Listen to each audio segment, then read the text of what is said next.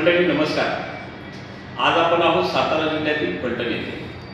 या फलटण शहरातील फलटण नगरपालिकेची आगामी तब्बल 9 वर्षानंतर होत असणारी फलटण नगरपालिकेची ही निवडणूक आणि संपूर्ण महाराष्ट्राचं लक्ष या निवडणुकीकडे वेधून राहिलेलं आहे. त्याचं कारणही असं आहे की फलटण तालुक्यातील 2 प्रतिस्पर्धी तुल्यबळ गट, पारंपरिक प्रतिस्पर्धी निंबाळकर विरुद्ध निंबाळकर अशी ही लढत होणार आहे. नगराध्यक्ष पदासाठी भाजप राष्ट्रवादीच्या वतीने श्री शमशेरसिंह नाईक निंबाळकर, माजी खासदार रणजितसिंह नाईक निंबाळकर यांचे थोरले बंधू आणि राजेगट एकनाथ शिंदे शिवसेना यांच्या वतीने श्रीमंत रामराजे नाईक निंबाळकर यांचे चिरंजीव श्री अनिकेत राजे या निवडणुकीत एकमेकांच्या विरुद्ध उभे ठाकले आहेत. हे 2 प्रतिस्पर्धी निंबाळकर विरुद्ध निंबाळकर अशी लढाई घेऊन उभे राहिलेले आहेत आणि या अनुषंगाने संपूर्ण महाराष्ट्र इकडे लक्ष वेधून आहे. कारण फलटण शहरामध्ये मागील 30-35 वर्षापासून असणारी एक हाती राजे गटाची सत्ता, त्याच्यानंतर विधानसभेमध्ये त्यांनी केलेलं पक्षांतर, शरद पवारांच्या पक्षात आले, अजितदादांची पक्ष सोडून अजितदादांनी दिलेली उमेदवारी नाकारून ते शरद पवार गटात आले. त्याच्यानंतर आत्ता परत त्यांनी एकनाथ शिंदे गटामध्ये शिवसेनेमध्ये प्रवेश केला आणि त्याच्यामुळे या नगरपालिकेच्या निवडणुकीचा निकाल काय असेल यामुळे फलटण तालुक्यासह सातारा जिल्ह्यासह संपूर्ण महाराष्ट्रातील राजकीय व्यक्तिमत्व याबाबत चर्चा करत आहे. आज आपल्यासमोर फलटण येथे भाजप आणि राष्ट्रवादीचे महायुतीचे काही पदाधिकारी आहेत. आपण त्यांच्याकडून जाणून घेऊया की भाजप राष्ट्रवादीच्या वतीने काय या रणसंग्रामाची काय रणनीती आहे आणि काय परिस्थिती चालू आहे, मतदार त्यांना कसा प्रतिसाद देत आहेत, जनता जनार्दन त्यांच्याकडून कोणत्या अपेक्षा ठेवून आहेत हे आता आपण त्यांच्याकडून ऐकून घेऊया. नमस्कार, मी राजेंद्र बोंद्रे. आपण पाहत आहात सातारा न्यूज. आज आपल्या समवेत आहे माननीय सुशांत भैया निंबाळकर. काय सांगणार तुम्ही? सर, पहिल्यांदा नमस्कार. प्रथमतः सातारा न्यूज चॅनलच्या वतीने मनपूर्वक आपले आभार मानतो आणि आपल्याला सांगू इच्छितो की अतिशय चांगल्या प्रकारे अतिशय महायुतीमध्ये भाजप आणि राष्ट्रवादी आणि भाजपचे नगराध्यक्षपदाचे उमेदवार शमशेरसिंह नाईक निंबाळकर त्यांचा अतिशय चांगल्या प्रकारे जनतेने त्यांना कौल दिलेला आहे आणि कौल देणार आहे आणि तेच या नगरीचे नगराध्यक्ष असतात.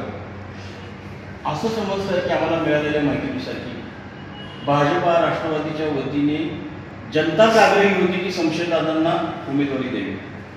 हो, शमशेरदादा गेले 15 वर्ष नगरपालिकेमध्ये काम करतात विरोधी पक्षनेते आणि त्यांच्या कामाचा तडाखा, त्यांचं काम करण्याची पद्धत पूर्ण शहराला माहिती आहे. अतिशय ज्येष्ठ नागरिक बसून ते तरुण वर्ग, महिला वर्ग त्यांच्याबरोबर ते मिळून बसून काम करतात. त्यामुळं जनतेचीच इच्छा होती की त्यांना उमेदवारी मिळावी. बरं, त्यांच्या विजयाबद्दल आपण काय सांगाल? त्याचं मी तुम्हाला ते सांगितलं, जनताच त्यांना विजय करणार आहे. जनतेनेच त्यांना सांगितलं की तुम्हीच नगराध्यक्ष असाल तरच ह्या शहराचा विकास होऊ शकतो. कारण गेले 30 वर्ष शहर बघतंय हे धुळीचं साम्राज्य, महिलांचे प्रश्न, महिलांसाठी खूप अडचणी शहरामध्ये आहेत, ज्येष्ठ नागरिकांना अडचणी आहेत. हे शहर बघतंय. त्यामुळे शहराने ठरवलं आहे. आम्ही आता गेले 8 दिवस फिरतोय. शहरातील डॉक्टर लोक, व्यापारी लोक, महिला भगिनी, ज्येष्ठ तरुण मुलं, हे कारखान्याची काजळी असेल, इतकं त्रास होतो लोकांना त्याच्यापासून. त्या सगळ्याचा बंदोबस्त शमशेरदादा जारी करणार आहे की तुम्हाला मी खात्री देतो. अमित भैया, आपण नाव सांगा आणि आपली थोडी ओळख करून द्या. नमस्ते, मी अमित रणवरे. मी भारतीय जनता पार्टी फलटण तालुका पश्चिम विभागाचा अध्यक्ष. आता फलटण नगरपालिकेच्या निवडणुकीच्या अनुषंगाने आपण सक्रिय आहात भाजप राष्ट्रवादीच्या. आपल्याला जनतेचा प्रतिसाद काय आहे? नक्कीच आता आपण पाहत असाल तर फलटण नगरीचे सुज्ञ मतदार बंधू भगिनी यांनी जो उत्साह या ठिकाणी सर्व आमच्या भारतीय जनता पार्टी राष्ट्रवादी अजित पवार गटाच्या सर्व उमेदवार आणि विशेष करून नगराध्यक्षपदाचे उमेदवार जे आमचे माणसात आहेत भूमीवरती. कारण याचं असं आहे की शमशेरदादा नाईक निंबाळकर हे सर्वसामान्यांची जोडलेली नाळ अशी व्यक्तिमत्व आहे आणि ते निश्चितपणे यामध्ये यशस्वी ठरणार आहे. आणि दुसरीकडे पाहिलं तर पुण्यावरून अचानक यायचं, निवडणूक लढवायची आणि पुन्हा पुण्याला जायचं, ही जी वस्तुस्थिती ही तुम्ही पाहू शकता की नगरपालिकेला या जे विरोधी गटाचे नगराध्यक्षपदाचे उमेदवार आहेत ते ज्यावेळेस नगरसेवक म्हणून ज्यांनी निवडून दिलं पाठीमागच्या काही वर्षापूर्वी कोण नाव काय देतं? अनिकेतराजे नाईक निंबाळकर आणि ते ज्यावेळेस निवडून आले त्यावेळेस त्यांचं पुण्या येथून इथं येऊन ज्या जनतेने विश्वासाने आपल्याला नगरसेवक केलं त्यांची कामं करण्यासाठी त्यांनी या ठिकाणी सतत हजर राहायला पाहिजे होतं, पण त्यांची गैरहजेरी जी बघितली त्या काळात त्या पंचवार्षिकमध्ये त्यांच्यावरती मला वाटतं अनुपजी शाह यांनी दाखल केलं होतं की माहिती अधिकारातून माहिती मागून ती जनतेसमोर दाखवलं होतं की जर अशा पुण्यात राहून जर नगरसेवक होऊन जर ते उपस्थित राहू शकत नव्हते तर हा जो फलटणचा एवढ्या मोठ्या फलटण शहराचा भाग हा त्यांना मला वाटतं की पेलवणार नाही. कारण नगराध्यक्षपद भूषवणं हे सोपं नाही. जनतेशी नाळ पाहिजे, त्या जनतेशी संपर्क पाहिजे. आज संशोधनात तुम्ही जर पाहिलं, तुम्ही युवा वर्ग असू द्यात, ज्येष्ठ असू द्यात, महिला भगिनी असू द्यात, सर्वांशी पुन्हा ज्यांच्या अडचणी असू द्या त्यांच्या नगरपालिकेसंदर्भातल्या ज्या अडचणी संशोधनापाशी घेऊन गेलेले आहेत त्यात त्यांनी प्रामाणिकपणे सोडवण्याचं काम गेल्या 15-20 वर्षापासून ते प्रामाणिक करतायत विरोधी गटात असूनही. आणि दुसरा भाग असा आहे की आता एक जवळजवळ 30-35 वर्ष झाले नगरपालिका यांच्या ताब्यात आहे. 30-35 वर्षात तुम्ही बारामती शहर बघा आणि फलटण शहर बघा, काय अवस्था फलटण शहराची. आजचे रस्ते बघा, या ठिकाणी नाना पार्क नाहीत. आता जर ओपन पेसची जर तुम्ही संख्या जर नगरपालिकेतून काढली किंवा सिटी सर्वे याच्यातून काढली तर जे गेट गिळंकृत केलेले आहेत, अनेक ओपन पेस हे यांनी गिळंकृत केलेले आहेत. कुठेही गाडी पार्किंगची व्यवस्था नाही. आजही बाजारात आमच्या ग्रामीण भागातून येणाऱ्या महिलांसाठी कोणत्याही सोयीसुविधा नाही, साधं शौचालय नाही. तुम्ही प्रत्यक्ष पहा. आज कृषी उत्पन्न बाजार समितीत पूर्वी काळात जे गाड्या झाले, पूर्वी काळात जे व्यवसाय आले त्याच्यात यांनी प्रगती कुठल्याही प्रकारे केलेली नाही आणि हेच जनतेने ओळखलेले. आणि दुसरीकडं खासदार रणजितसिंह नाईक निंबाळकर, आदरणीय आमदार सचिन पाटील यांच्या माध्यमातून आपल्या या फलटणची ओळख MS-53 नावाने झाली. या ठिकाणी RTO ऑफिस आहे, या ठिकाणी ॲडिशनल जिल्हा कलेक्टर ऑफिसची मंजुरी, या ठिकाणी रस्ते तुम्ही फलटण शहराला जोडणारे पाहिले तर तुम्हाला एक रस्ता दाखवा की त्या ठिकाणी काम सुरू नाही किंवा काम कम्प्लीट नाही. वारवड रस्ता असेल, आसूर रस्ता असेल, बारामती रस्ता असेल, इकडे लोणंद रस्ता असेल, इकडे आदरकी रस्ता असेल, इकडे कुशेगाव रस्ता असेल, हे सर्व तालुक्याला जोडणारे जे रस्ते आहेत ते सगळे अतिशय चांगल्या प्रकारे या ठिकाणी काम सुरू आहे. आज फलटण शहरातून पालखी महामार्ग जो सुरू आहे त्याचं श्रेय फक्त रणजितसिंह नाईक निंबाळकरांमुळेच ते मंजूर झालं. हे तुम्ही आम्ही पाहिलेलं आहे. कारण गडकरी साहेबांनी ज्यावेळेस या पालखी मार्गाचा ज्यावेळेस कार्यक्रम झाला त्या कार्यक्रमात आदरणीय दादांनी मागणी केली आणि एकमेव फलटण शहर असं आहे की पालखी मार्गाचा जो रोड आहे तिथपासून शहरात येणाऱ्या रस्ता फक्त आणि फक्त मंजूर फलटण तालुक्यातला आहे, तो फलटण शहराला जोडलेला आहे. त्याचं प्रत्यक्ष काम या ठिकाणी आपण बघतोय. पिरॅमिड चौक ते गिरवी नाका ते महात्मा फुले चौक, त्या तहसील ऑफिसच्या तिथून श्रीमंत मालोजीराजेंच्या पुतळ्यापर्यंत हे जे रस्ते आहेत ह्याची क्वालिटी बघा. त्या रस्त्याचे 1.5 फूट जाडीचा रस्ता हा पहिल्यांदा फलटणकर बघतायत, जो पुढील 25-30-50 वर्ष तो खराब होऊ शकणार नाही. अशी विकास कामे, पोलीस स्टेशनचं काम बघा, पोलीस वसाहत निर्माण केली, अशा सुशोभीकरणाची कामं प्रत्येक चौक सुशोभीकरणाचा निर्णय आदरणीय दादांनी घेतलेला आहे आणि जनता फलटण तालुक्यातील सुज्ञ जनता 100% इतिहास झाला. आता पुढील पंचवार्षिक तुमच्याकडे फलटण नगरपालिका आल्यावरती आपलं विजन काय आहे? आमचं विजन एकच आहे की सोयी सुविधा, मूलभूत सोयी सुविधा आहेत ज्या गरजू त्या प्रथमतः या ठिकाणी संशयदादा नाईक निंबाळकर साहेब दादा या ठिकाणी राबवतील, 100% राबवतील. कारण ग्रामीण भागातून जो येणारा ओढा आहे, बाजारच्या निमित्ताने असतो किंवा खरेदीच्या निमित्ताने असो, आज परिस्थिती काय आहे हे म्हणतात दहशत आहे. कसल्याही प्रकारची दहशत नाही. सर्वसामान्य जनता म्हणते रणजितसिंह नाईक निंबाळकरांनी कुणावरही अन्याय केला नाही. ह्यांनी म्हणून काय उपयोग नाही. ही फक्त यांना कुठल्याही विकास कामाच्या मुद्द्यावर यांना बोलता येणार आहे. यांच्या पायाखालची वाळू सरकलेली आहे.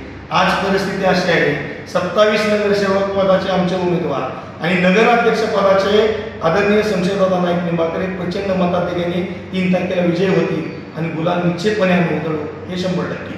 बयासाहेब, दहशतीचा मुद्दा आपण बरेच दिवसापासून तो थोडासा फेस केलेला आहे असं आपण समजतो. नक्की थोडासा इतिहास दहशतीबद्दल काय सांग? दहशतीबद्दल तुम्हाला सगळ्यांना तालुक्याला माहिती आहे, शहराला माहिती आहे. की दहशतीबद्दल त्यांनी दहशत केलेलीच आहे फलटणमध्ये. दहशत कोणाकोणाची सगळ्यांना माहिती आहे. कुणी दहशत केली, कुणी काय केलं, सगळ्यांना माहिती आहे. मग याच्याबद्दल पुढील पंचवर्षिक ह्याच्यामध्ये नगरपालिकेच्या माध्यमातून सत्ता आल्यावर कायदा सुव्यवस्था दहशत ह्या गोष्टी आपल्याला काय विचारले? माजी खासदार रणजितसिंह नाईक निंबाळकर यांनी याबाबत काय पावलं उचललेली आहे? अजिबात दहशत अजिबात राहणार नाही आहे. कुणाची दहशत चालू देणार नाही. फक्त विकासच होणार आहे. सर्वसामान्यांचा विकास होणार आहे आणि सर्वसामान्यांना मुक्त घेऊन 100% विशाल दादा, आपण शहराशी निगडीत असतात, काय म्हणते नगरपालिका दादा सांगा. नमस्ते, मी विशाल माने. आज आपण जर बघितलं फलटण नगरपालिकेची ही निवडणूक विकास या मुद्द्यावरती माननीय आमचे नेते खासदार रणजितसिंह नाईक निंबाळकर यांच्या नेतृत्वाखाली ही निवडणूक लढत आहे. दादांनी आपल्याला बऱ्याच वेळा सांगितलं की आपल्याला बदला घ्यायचा नाही, बदल घडवायचा. आणि या शहराचा बदल घडवण्यासाठी प्रत्येक गोष्ट दादा वेळोवेळी करत असतात. आज जर आपण बघितलं तर 30 वर्षाचा पाठीमागचा इतिहास आणि रणजितसिंह नाईक निंबाळकर हे ज्या 5 वर्षामध्ये खासदार होते त्या 2.5 वर्षाचा गेलेला कोरोनाचा काळ आणि 2.5 वर्षामध्ये केलेली सुधारणा ही जर बघितली तर कितीतरी मोठी तफावत दिसते. त्याचबरोबर 1 वर्षामध्ये आमदार सचिन पाटील यांच्या माध्यमातून ह्या फलटण तालुक्यामध्ये झालेला विकास हा जर बघितला तर पाठीमागचा 30 वर्षाचा इतिहास पूर्ण संपून जातो फक्त 1 वर्षाच्या कालावधीमध्ये. आपण जर बघितलं तर प्रत्येक गोष्ट दादा गोरगरीब जनतेशी लागणारी असणारी नाळ, अगदी विद्यार्थिनींना जर शाळेमध्ये येत असताना त्यांना उन्हातानामध्ये चालत येत असताना स्वतःच्या पैशातले पैसे खर्च करून 10-20 हजार विद्यार्थिनींना या ठिकाणी सायकलचं वाटप दादाच्या माध्यमातून झालं. गोरगरीब जनतेला कामगारांच्या योजनेमधून कमीत कमी 10 ते 20 हजार महिलांना या ठिकाणी घरगुती लागणारी भांडी त्यांनी या ठिकाणी दिलेली आहे. हे विकासाचं काम दादा आणि दादाच करू शकतात. त्यामुळं फलटणमधील जनतेला माहीत आहे की ज्या ज्या गोष्टी आमच्या आता या ठिकाणी मित्रांनी सांगितल्या की फलटणमध्ये काय काय कमतरता आहे, ती प्रत्येक कमतरता फक्त रणजितदादा भाजप आणि महायुतीच्या माध्यमातून राष्ट्रवादी अजित पवार गट आणि भाजप यांच्या माध्यमातून हे सोडू शकतात. त्यांना पूर्ण पाठबळ आमच्या महाराष्ट्राचे नेते माननीय देवेंद्रजी फडणवीस साहेब यांचं पूर्णपणे पाठबळ या ठिकाणी आहे. आणि केंद्रात भाजपचं सरकार आहे, महाराष्ट्रामध्ये सरकार आहे आणि हा निधी आणि ह्या फलटणचा होणारा विकास हे फक्त रणजितदादा करू शकतात. त्यामुळं जनतेचा विश्वास आहे की अशी व्यक्तीच की ज्या 30 वर्षामध्ये ज्या ज्या अडीअडचणी फलटण तालुक्यासाठी फलटण शहरासाठी राहिलेल्या आहेत, मग ते रस्ते असू द्यात, पाणी असू द्यात, इतर योजना असू द्यात, शासकीय दवाखाना आज इतका मोठा दादाने आणला आहे, त्याच्यासाठी निधी आणला आहे. आता जर पाठीमागे देवेंद्र फडणवीस साहेबांची मिटिंग झाली, त्या मिटिंगमध्ये स्वतः देवेंद्र फडणवीस साहेबांनी कबूल केलं की रणजितसिंह नाईक निंबाळकर हे असं व्यक्तिमत्व आहे की त्यांची मागणी ही हनुमानाच्या शेपटीप्रमाणे वाढतच जाते. म्हणजे असा नेता असावा की जो ह्या शहरासाठी विकास घडवून आपल्या लोकांच्या मागण्या मान्य करण्यासाठी वेळोवेळी झटत असणारा नेता, असा नेता. आणि ही संधी आहे. गेली 30 वर्ष या शहराला पाठीमागं सोडलेलं जे नेतृत्व आहे त्याच्या विरोधात आज एक खंबीर नेतृत्व या ठिकाणी नगराध्यक्षपदासाठी आपल्याला लाभलेलं आहे. शमशेरसिंह नाईक निंबाळकर यांचा जर गेला 15-20 वर्षाचा या शहराचा अभ्यास बघितला तर तो अभ्यास अतिशय दृढ अभ्यास आहे. त्यांना प्रत्येक गोष्टीची या शहरातील माहिती आहे, कुठं कमतरता आहे, कुठल्या ठिकाणी कामं किती दिवस रखडल्या. आणि ही जर सगळ्या गोष्टी करायच्या असत्या तर येणाऱ्या काळामध्ये या नगरीचा फलटण नगरीचा नगराध्यक्ष म्हणून शमशेरसिंह नाईक निंबाळकर हे लोकांच्या मनातलं नगराध्यक्षपद होय. आणि ते नगराध्यक्ष अगदी 3 तारखेला या फलटण तालुक्याचा गुलाल घेऊनच होणार आहे. राहिलेल्या ज्या काही विकासाच्या योजना आहेत त्या आराखडा दादांनी काढून ठेवलेला आहे. आणि ज्या योजना या ठिकाणी होणार आहेत त्या तुम्हाला स्पष्टपणे जनतेला थोड्याच दिवसात दिसतील.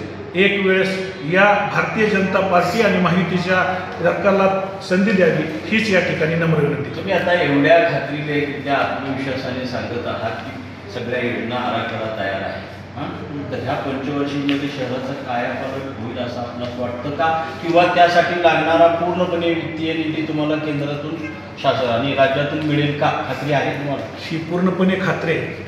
ज्या वेळेस या शमशेरसिंह नाईक निंबाळकर नगराध्यक्षपदावर बसलेले असतील त्याच वेळेस या तालुक्याचा आलेला सर्व निधी चालू होणार आहे आणि लगेचच या विकासाला खुर्चीवरती बसल्या बसल्या या फलटणच्या विकासाला सुरुवात होणार आहे. ही जनतेला पाहायला मिळणार आहे. कष्ट करणारा नगराध्यक्ष या ठिकाणी मिळणार आहे. वेळोवेळी 24 तास. कालच रणजितसिंह नाईक निंबाळकर यांनी सांगितलं की स्वतःच्या मनाला काम करण्याची जिद्द पाहिजे. शमशेरसिंह नाईक निंबाळकरांना ती जिद्द आहे.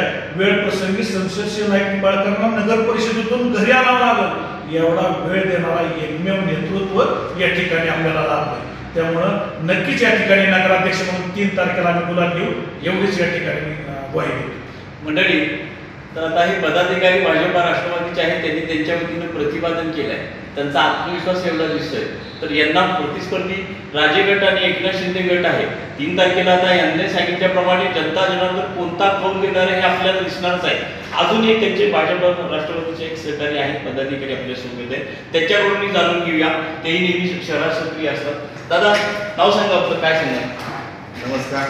मी ग्रामीण भागातील अमित भाई असतील, सुशांत भाई असतील, विश्रांत, आम्ही सर्वच जण ग्रामीण भागातून. तुम्ही कुठली ग्रामपंचायतीचा माझी सरपंच आहे. गेली 10 वर्ष झालं मी ग्रामपंचायत मनोज गावडे. मनोज गावडे. तर आम्ही ही मंडळी नेहमी सुशांत भाई त्यांच्या गावचे सरपंच होते. अमित भाई काम करतात, गावाचे विश्रांना करतात. आम्ही नेहमी फलटणला येत करणारे माणसं. मला वाटतं आपल्या चौकाचं शिक्षण फलटणलाच झालेलं आहे. म्हणजे फलटण शहराशी तुम्ही निगडीत आहात. पूर्वीपासून फलटण शहराचा तुम्हाला लाभ असतो. काय तुम्हाला 30-35 वर्षात काय बदल दिसला जरा सांगा. लहानपणापासून सांगायचं, कॉलेज असल्यापासून जी कंडिशन त्यावेळेची होती, त्याच्यानंतर त्यांच्याकडे सत्ता आली. गेली 30-35 वर्ष आम्ही पाहतोय. आम्ही ग्रामीण भागातून येतो, आम्ही पुरुष आहे, आम्ही काही ॲडजस्ट करू शकतो. पण ग्रामीण भागातून येणाऱ्या महिलांना म्हणजे त्या कधी रुग्णाला येतात, कधी पोलिसाला काम असते, कधी तहसील ऑफिसला असते, कधी प्रांत ऑफिसला असते, कधी त्यांचे दस्त असतात.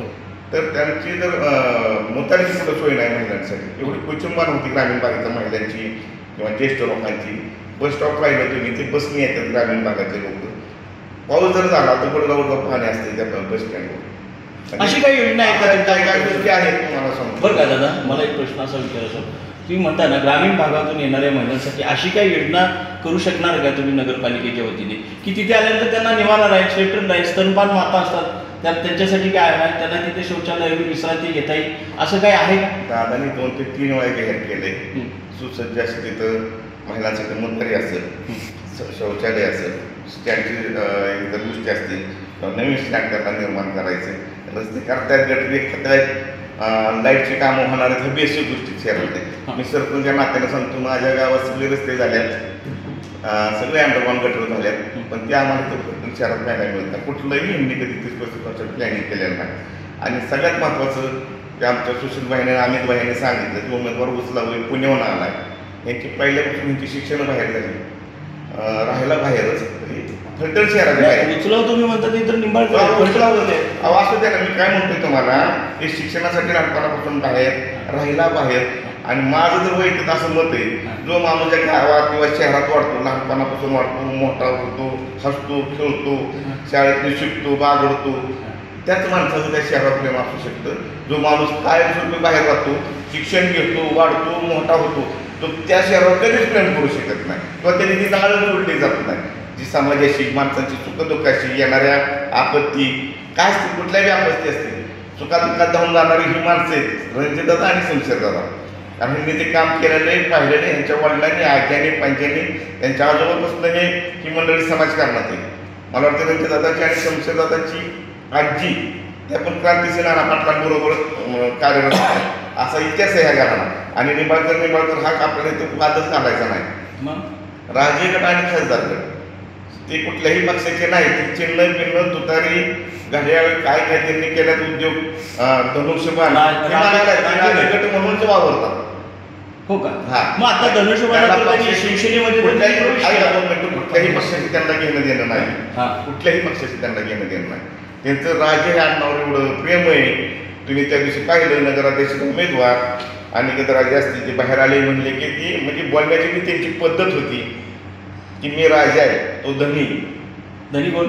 धनी म्हणजे समोरचा उमेदवार आहे शमशेर दादा, तो धनी. धनी म्हणजे ह्यांच्या खाली काम करणारा कारभार सांभाळणारा म्हणजे कामवाला थोडक्यात.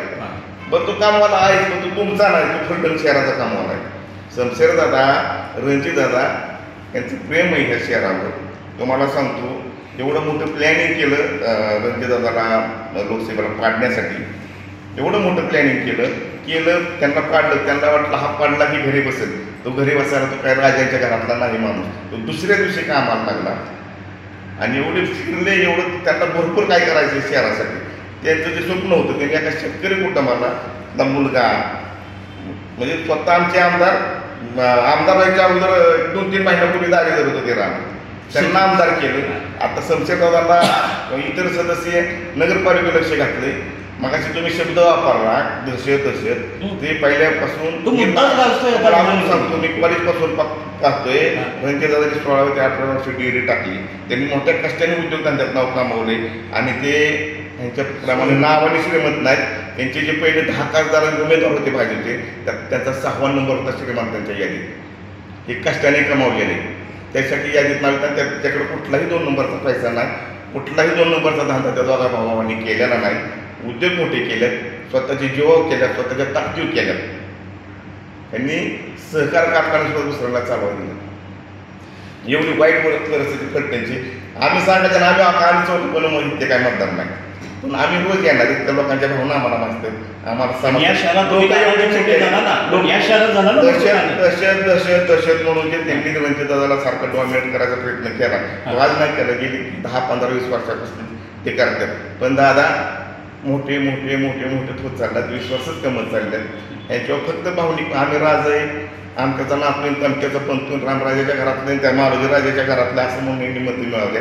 आता तो विषय संपलेला. आताची तरुण पिढी ह्यांना माफ करणार नाही. तुम्हाला पहिल्यांदा सांगतो यांची जी दहशत आहे ना रणजितदादाची, ती दहशत विकास कामाची आहे, दुसरी कुठलीच नाही. ह्यांना धडकीची बदली ना, कारण ह्यांना 30 वर्षात दाखवता आलं नाही. ते रणजितदादांनी वर्ष ते दीड वर्षात म्हणजे हा विकास आहे.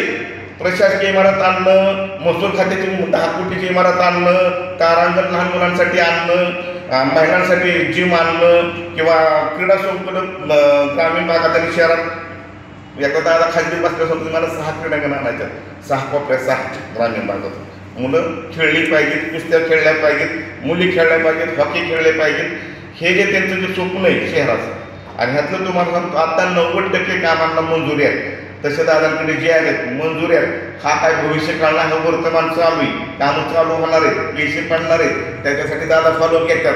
आम्ही खाजगीत वेळा म्हणतो की दादा तुम्ही कोणाच्या लग्नाला लवकर जात नाही, कोणाच्या मैत्याला जात नाही. तेव्हा दादा खाजगीत बोलले मनोज मी आठवड्यातले 2 दिवस दिल्लीला देतो, 3 दिवस मुंबईला देतो, राहिलेले 2 दिवस तुम्हाला शनिवार तुमच्या गाठी तुमचे प्रश्न सोडवायला मी येतो.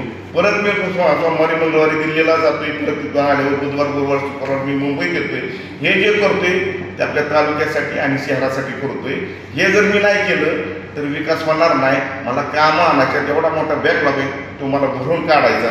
विकास काय असतो आणि खरी विकासाची धडकी ह्यांना भरली राजांना. त्याच्यावर ही दहशत आहे ना ती विकासाची आहे. यांनी करोडो रुपये रणजितदादांनी आणले ना, ही दहशत ह्यांना बसली आहे. आणि त्यांना माहिती आता आपण जनतेच्या मनातून उतारणार. कारण काम काय असतं, कसं आणायचं असतं. आपलं ऑफिस आणलं, कुठे न्यायालय आपल्या जिल्ह्यात पातळीवर दिवाणी न्यायालय आणलं. हे कामच आम्ही आता कधी अपेक्षित नव्हती. नागरिकांना म्हणा किंवा इथल्या मतदारांना म्हणा किंवा इथल्या जनतेला हे असं काम असू शकतं. हे रणजितदादांनी स्वप्न पाहिलं फलटण तालुक्याला शिकवल्यात. सत्यात उतारल्याशिवाय माणूस राहत नाही. कारण आम्ही बरोबर कॉलेजला होतो, त्या माणसाने फुल स्पीडने काम असते. म्हणजे तुम्हाला खात्री आहे? खात्री 100% खात्री. त्याची म्हणतायत आता म्हणून विकासाची दहशत आहे. हो, विकासाची दहशत आहे. ती फक्त दहशत राजांवर आहे, तालुक्यावर नाही. सगळे आता लहानाचे मोठे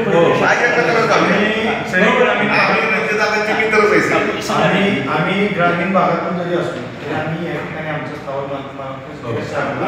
रहिवासी आहे.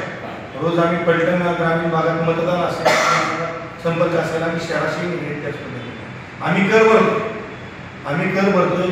असे अनेक सर्वजण फलटण शहरातून प्रत्येक नागरिक कर भरतो. त्याचा त्याला काय फायदा झाला आज बारामतीची वस्तुस्थिती बघितली. पूर्वी साहेब बारामतीत जर मुलाचं कोणाचं लग्न असेल का किंवा काही समारंभ असेल त्याच्या खरेदीसाठी लोक ही पलटणला यायची. आजची वस्तुस्थिती बघा, गाड्या शिक्षणासाठी या ठिकाणी बारामतीला जातात. खरेदीसाठी माणसं आपल्या व्यापारी सोडतायत पण बारामतीला जात आहेत का, तर एका बरोबर 4-4 क्वालिटी मिळत आहेत, 5-5. ही वस्तुस्थिती आज गाळेधारकांचा अन्याय करतायत.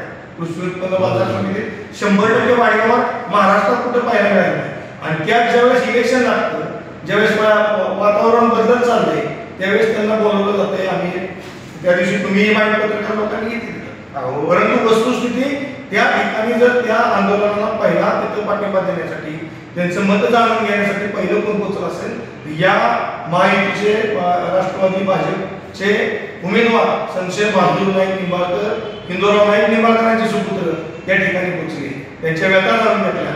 ज्यावेळेस दादा तिथं रणजितराव नाईक निंबाळकर गेले, मी साक्षीला आहे, आणि त्याच्या दुसऱ्या दिवशी त्याच गाळेधारकांना पुन्हा बंगल्यावर बोलवलं जातं, फोटो सेशन केलं जातं, आणि पुन्हा इलेक्शन झालं की तुझ्या घरावर बंड जर ठरवतो, तुझा गाळाच काढून घेतो. ही दहशत कोणाची हे जनतेला माहिती.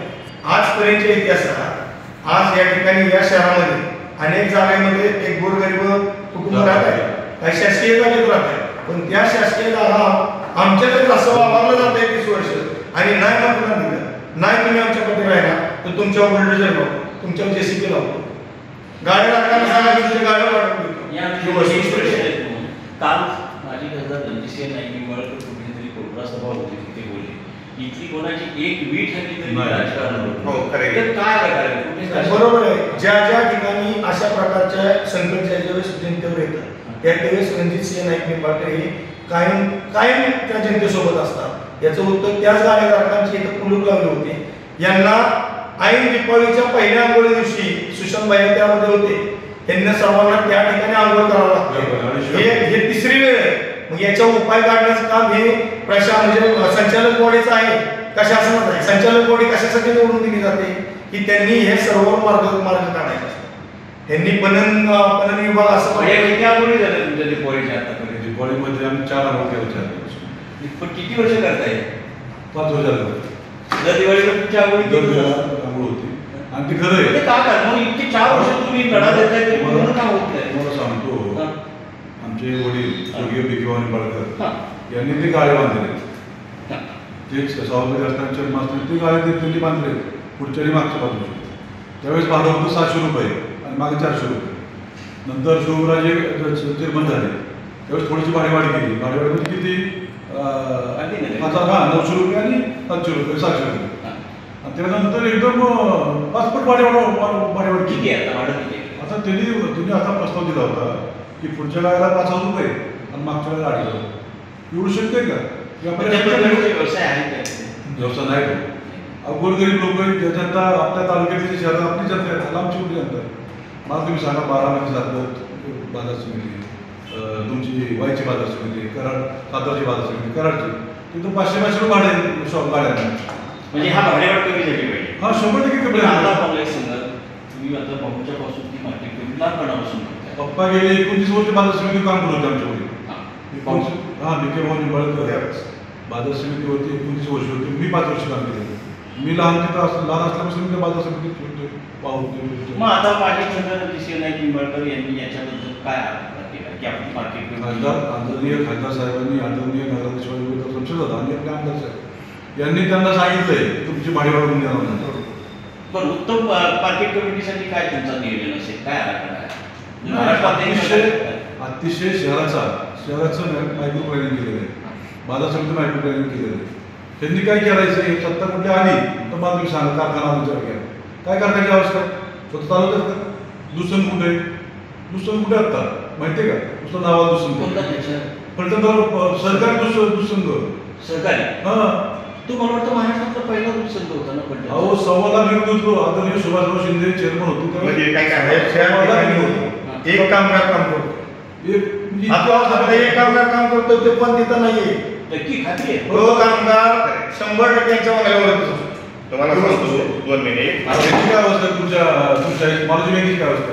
कोण चालवतोय कारखाना? कोण चालवतोय? कारखान्याचे बाजार समिती चालू देतील ह्या सहकारी संस्था जर चांगल्या आज कृषी उत्पन्न बाजार समिती जर चांगल्या व्यवस्थितरित्या चालली तर त्या ठिकाणी जो लोक ग्रामीण भागातून त्या ठिकाणी येत आहे त्यांना जर चांगलं योग्य व्यवस्थापन सर्व मिळलं हा इथला आपला शेतकरी दुसऱ्या बाजारपेठेला कुठे जायची आवश्यकता पडणार नाही. या ठिकाणी गुरांचा बाजार होता, शेळी मेंढीचा बाजार होता, तो आज या गेल्या 7-8 वर्षात बंद आहे. काय आवश्यक जर ती लोक जर इथं गायच्या यांच्या बाजारात जर आली तर ती लोक या ठिकाणी आपल्याला पैसे देवाणघेवाण होत असते आणि त्यांच्या पैशातून जाताना ते बरोबर यांना आपल्या घरी बाजार घेतात. तो व्यवसाय आपला टिकतो. तो फलटण शहराचा व्यवसाय जर स्ट्रॉंग व्हायचा असेल या सर्व संस्था या कार्यान्वित होणं गरजेचं आहे. म्हणजे न होण्याचं कारण याला निष्क्रिय नियोजन आणि निष्क्रिय तत्कालीन प्रतिनिधीच जबाबदार आहे. आणि हे बदलायचं असतं आता जनतेने मनामध्ये घेतलंय की रणजित सिंह नाईक निंबाळकर या हिंदूराव नाईक निंबाळकरांच्या सुपुत्राशिवाय पर्याय नाही. आणि आता शमशेररावांना नगराध्यक्ष करून त्याची सुरुवात आता होते याचा नक्कीच आनंद या ठिकाणी जनतेला मिळेल.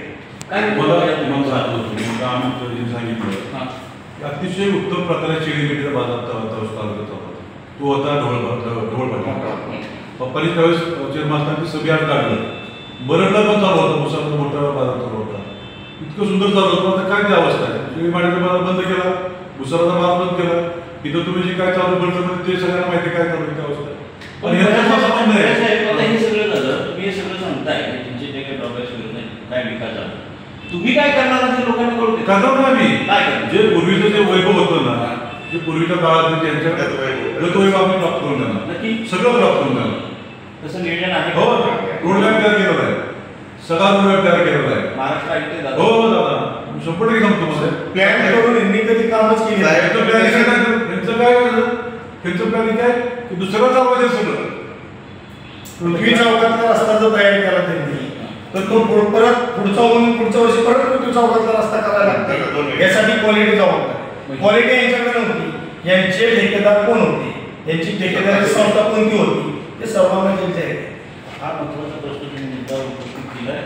विशेषतः तुम्हालाही माहीत आहे, सर्वजण तुम्ही ह्याच्यावर सर्वांनी अभिप्राय द्या की आता जनता जनार्दन अशी म्हणते की नगरसेवक हा ठेकेदार नसावा. तुमचं काय विजन आहे? बरोबर नगरसेवकांनी नगरसेवकाचं काम केलं पाहिजे. तो जनतेसेवक म्हणून काम करणार आपण नगरसेवक. तो अजिबात ठेका घेणार नाही किंवा आणि गाड्यांचं क्वालिटीच्या संदर्भात कुठेही कॉम्प्रोमाइज होणार नाही. का तर त्या ठिकाणी आपला रस्ता जर केला आज एक तुम्ही आपण आता इथून जर गेलो तर त्या ठिकाणी जो पोलीस स्टेशन जर चाललेला रोड आहे पालखी महामार्ग अंतर्गतला ज्याला गडकरी साहेबांनी फडणवीस साहेबांनी या ठिकाणी फंडिंग उपलब्ध 75 कोटी रुपये या ठिकाणी उपलब्ध करून दिले. त्या रस्त्याची क्वालिटी बघा, लेवल त्याची 4 वेळा लेवल मी त्याच भागात करतो. 4 वेळा लेवल पाहून लेवल मध्ये रस्ते केले असं कधी पाहिलं नाही. परवा आम्ही फिरत होतो तात्या, परवा आम्ही फिरत होतो मध्यमाला शहरामध्ये फिरत होतो. तुमच्या चेतन बाहेर सगळेच फिरत होतो. काही डॉक्टर लोकांच्या मी गेलो, काही मेडिकलवाल्याकडे गेलो, काही बाजारमध्ये गेलो. तर त्यांचं म्हणणं येतं की आम्ही गेलो 10 वर्ष बघतोय रस्ता वर येतोय आणि सगळं पाण्याच्या आत शिरतोय सगळं. मी उकरून रस्त्याचं कामच केलं नाही. कसं रस्त्याचं काम कसं केलं पाहिजे, रस्त्यावर कोण काम केलं ते खाली केली पाहिजे. हे रस्त्याच्या वरती आले रस्ते म्हणजे त्या प्लॉट धारकाच्या त्या वरती रस्ते आले सगळं पाण्यात शिरते. तर आम्ही त्यांना सांगितलं जो काय पूर्वीचा रस्ता होता खाली उकरून तो उकरूनच खरं रस्ता लागले, पाणी मला येणार नाही काय नाही. म्हणजे पायलटप्रमाणे विचारूया ही सगळं झालं. पण ही जी आता निवडणूक आहे नगरपालिकेची याच्यामध्ये आता हा तुम्ही सगळे प्रचारात आहे शहरात, तुम्हाला मतदारांचा मिळालेला प्रतिसाद तुमच्या विजयाबद्दल काय सांगा? मतदारांचा मिळणारा प्रतिसाद हा विकासावरती मिळणार. विकास जो आता सध्या विकास चालू त्या विकासावरतीच सगळे मतदान करणार आहे. आज जर आपण बघितलं तर दररोज या ठिकाणी प्रवेश चालू आहे. आज इलेक्शन चालू आहे नगरपालिकेचं, पण लोकांचा येण्याचा कौल त्याच पटीत अजून चालू आहे. रोज 20-25 रोज 20-25 होत आहे. तर मला थोडक्यात तुम्ही असं सांगा, वेळ भरपूर झाला आपला हरकत नाही, पण थोडक्यात असं सांगा की तुम्ही या विजयाबद्दल नगराध्यक्ष आणि नगरसेवक कसा विजय मिळेल तुम्हाला आणि तुमची सत्ता येईल का? 100% सत्ता येणार. 3 तारखेला गुलाब हा आमच्या महायुती भारतीय जनता पार्टी आणि राष्ट्रवादीचाच असणार आणि नगराध्यक्ष म्हणून मोठ्या मताधिक्याने या ठिकाणी संसदेला निवडून येणार याची आम्हाला खात्री आहे. सुशांत भैया, एक महत्त्वाचा प्रश्न असा आहे, तुमचा शहराशी खूप निगडीत आहात, लहानपणापासून तुम्ही लहानाचे मोठे इथे झाला आणि सर्वात महत्त्वाचं महिला वर्ग जो आपला आहे त्याच्याबद्दल वेगळं त्यांची सुरक्षितता, त्यांच्याबद्दल असणाऱ्या सगळ्या सोयीसुविधा, अनियमित पाणी पुरवठा नगरपालिकेकडून होणारा आणि त्यांना अजूनही नगरपालिकेच्या माध्यमातून जे काही शासनाच्या योजना आहेत त्याबद्दल तुम्ही काय योजना राबवणार? तुम्हाला सांगतो, तुम्ही आता चांगला प्रश्न विचारला. परवा आम्ही सगळे बसलो होतो, सगळेच बसलो होतो, आमदार साहेब होते, दादा पण होते. पाण्याचं टायमिंग त्यांचं बरोबर नाही. ते पाण्याचं टायमिंग योग्य बघा, 6च्या 7च्या दरम्यान पाणी येण्याची व्यवस्था करणार. गटरची व्यवस्था व्यवस्थित नाही. गटरच्या 120 कोटी 128 कोटीची स्कीम आली होती मागे. ती स्कीम कुठे गेली अजून माहीत नाही. काम चालू होतं ना मागे, असं काय नाही स्कीम काम चालू होतं पण ते कामच पूर्ण झालं नाही. तर माहीतच नाही ती स्कीम कुठे गेली. जो बाहेरचा खूप कॉन्ट्रॅक्टर होता कोल्हापूरचा लक्ष्मी काहीतरी, ते कुठे गेले स्कीम, कुणाच होतं कॉन्ट्रॅक्टर, त्यांनी कोण त्यांचा नातेवाईक होता, कोण अमरावतीला होता, ते तुम्हाला माहिती कळलं जातं. पण ते पण आपल्याला व्यवस्थित करायचे. त्याच्यानंतर तुम्ही म्हणला महिला सुरक्षा, महिलांच्या शौचालयाचा प्रश्न आहे. महिलांना शहराचा सुद्धा महिलांचा बाहेर गेल्यानंतर पार्किंगचा प्रश्न मोठा आहे, शौचालयाचा प्रश्न आहे. पार्किंग सुद्धा शहरामध्ये 5-10 ठिकाणी पार्किंग, 2 व्हीलर पार्किंग असू दे, 4 व्हीलर पार्किंग असू दे, ते आपल्याला करायचं आहे. सगळ्यात महत्त्वाचं या शहरामध्ये साठी चोर महिलांची दागिने रस्त्यावर त्याच्यावरती सुद्धा नियोजन केलेलं आहे. कारण बऱ्याचशा महिला प्रश्न विचारतात सर्वांना, सीसीटीव्ही कॅमेरे सुरक्षितेबद्दल काय साहेब, सीसीटीव्ही कॅमेऱ्यासाठी मागं निधी गोळा केला, शहरातून गोळा केला होता. बऱ्याच ते संस्थांनी निधी दिला होता, काही नगरपालिकेने निधी होता, काही तसे सीसीटीव्ही त्यांनी काय केले, त्यांना विचार काय केले, त्यांच्याकडे सत्ता होती. आम्ही सगळं काम केलेलं आहे. शमशेरदादांनी, रणजितदादांनी आणि आमदार साहेबांनी, अजितदादांना बरोबर घेऊन, दादांनी मुख्यमंत्री साहेबांना बरोबर घेऊन त्यांना खूप चांगलं प्लॅन केलं. तर मंडळी, वेळ खूप झालाय. बोला. माझी मतदार बंधू भगिनींना फलटण शहरातले विनंती आहे की आपण आपल्या फलटण शहरात राहणारा नगराध्यक्ष आपला असावा. पुण्यातून येऊन, मुंबईवरून येऊन तो काम करू शकणार नाही, त्यांना ते पेलवणार नाही. आणि माझी सर्व मतदार बंधू भगिनींना विनंती आहे की आदरणीय माजी खासदार आदरणीय रणजितदादा नाईक निंबाळकर यांच्या मार्गदर्शनाखाली आणि यापूर्वी की लाडके मुख्यमंत्री आदरणीय देवेंद्रजी फडणवीस साहेब, लाडके उपमुख्यमंत्री अजितदादा पवार साहेब ज्यांच्याकडे अर्थ खातं आहे, आणि अशा एक कर्तृत्ववान नेतृत्वांच्या नेतृत्वाखाली आदरणीय रणजितदादा असतील, आदरणीय सचिन पाटील आमदार साहेब असतील, यांच्या नेतृत्वाखाली या ठिकाणी आपला एक विजन सुरू आहे. या ठिकाणी आपण पाहताय अनेक कामं रणजितदादांच्या माध्यमातून आपण त्यांच्या अथक परिश्रमाने या ठिकाणी सुरू आहेत आणि ते असंच सुरू राहण्यासाठी फलटण शहरातील सुज्ञ नागरिक बंधू भगिनींना माझी विनंती आहे की येणाऱ्या काळात त्यांना 30-35 वर्ष तुम्ही दिली, 5 वर्ष फक्त आदरणीय रणजितदादांचा विश्वास ठेवून आपण या ठिकाणी बहुमूल्य तुमचं मत या ठिकाणी भारतीय जनता पार्टी आणि राष्ट्रवादी काँग्रेस, अजित पवार गट, RPI तसेच मित्रपक्ष यांचे जे उमेदवार आहेत ते आदरणीय शमशेरदादा नाईक निंबाळकर नगराध्यक्षपदासाठी आणि प्रत्येक प्रभागातील आमचे नगरसेवक पदाचे उमेदवार यांना तुम्ही प्रचंड बहुमोल मत द्या. तुमचा 5 वर्षात त्याचा ऋण फेडल्याशिवाय हे सर्वजण राहणार नाहीत. आम्ही सर्व तुम्हाला शब्द देतो. आम्ही या ठिकाणी असलेलो मुलाखतीला असलेले आम्ही तळागाळात काम करणारे सर्व कार्यकर्ते आहोत. आमचा नेता तळागाळात काम करणारा नेता आहे आणि तुम्ही नक्की या ठिकाणी विश्वास ठेवा. येणाऱ्या 5 वर्षात आपण बारामतीच्या त्या पटीत आपण या ठिकाणी विकास करण्याचा प्रयत्न 100% होणार आहे. विविध आणि आपली वाटचाल जेवढं आपल्याला जिल्ह्याला जाऊन करावं लागतं त्या सर्व सुविधा या ठिकाणी रणजितदादांच्या माध्यमातून या ठिकाणी आपल्याला फलटण शहरात उपलब्ध होणार आहेत. कारण 30-35 वर्ष देऊन बघितली, आता फक्त 5 वर्ष नगराध्यक्षपदासाठी द्या. विकास नाही झाला तर तुम्ही पुढच्या वर्षी आम्हाला तिथं मत मागण्याचा अधिकार देऊ नका. पण या ठिकाणी मी निश्चितपणे सांगतो की जनता फलटणची सुज्ञ आहे आणि 100% बदल आढळले. फक्त आम्ही आता वाट बघतोय त्या 3 तारखेची. 3 तारखेला गुलाल आम्हीच उधळणार. म्हणून दादा आपलं काय करणार या मताला? आत्ताच आमचे मित्र अमित भाई रणवरे जे त्या जनतेला म्हणा किंवा सर्व मतदारांना जे आव्हान केले ते खरंय. तुम्ही एकदाच 5 वर्षासाठी जनतेचा विश्वास टाका आणि रिझल्ट पहा. 35 वर्षे म्हणजे 2 पिढ्या, 1 पिढी तर गेलीच, 2 पिढ्या गेल्या. बाहेरचे लोक, मी ज्यावेळेस कॉलेजला होतो ते मित्र माझे फलटणला आले तर आज पण म्हणतात फलटण आहे तर मी लय नाही सांगत. मीरा बोरवणकर जे आता बोलल्या मागच्या महिन्यात 2 महिन्यापूर्वी त्या 25-30 वर्षांनीच फलटणला आल्या त्या पहिल्या भाषणात त्यांचं वाक्य आहे त्या फलटणचे हाय असे चालून खड्डे आहेत. म्हणजे त्यावेळेचे जे खड्डे होते तेच खड्डे अजून आहेत.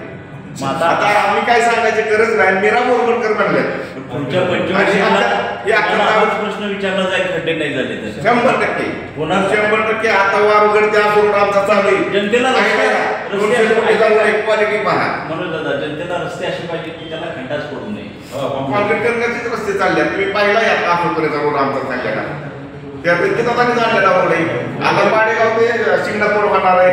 दहिवडी रोड रंजितदादांनी मंजूर आणला. विषय दादा तर मग आता ही सगळी तुमची बरं का मंडळी ही महाराष्ट्रातील संपूर्ण असणारी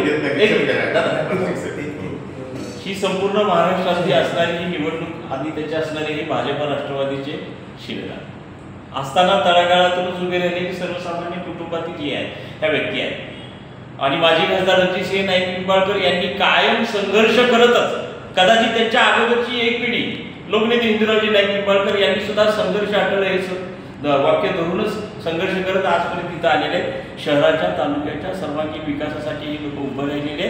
पाहूया जनता जनार्दन यांना 3 तारखेला मतपेटीतून कोणता कौल देत आहे. आपण सर्वजण आलात. सातारा न्यूज वतीने आपलं धन्यवाद. आणि इथून पुढे सातारा न्यूज आपल्याशी निगडीत राहील. आपला काय असणाऱ्या संकल्पना जनतेच्या बाबत असणाऱ्या विकासाच्या योजना विकासाच्या गोष्टी आपण सातारा न्यूजच्या माध्यमातून मांडू शकता.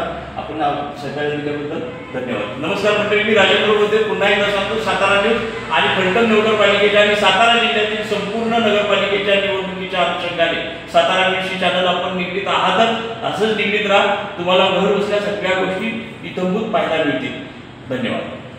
आपल्या तालुक्यातील जिल्ह्यातील बातम्या सर्वप्रथम पाहण्यासाठी आजच सातारा न्यूजला YouTube चॅनलवर सबस्क्राईब करा, लाईक करा, शेअर करा आणि बेल आयकॉन प्रेस करायला विसरू नका.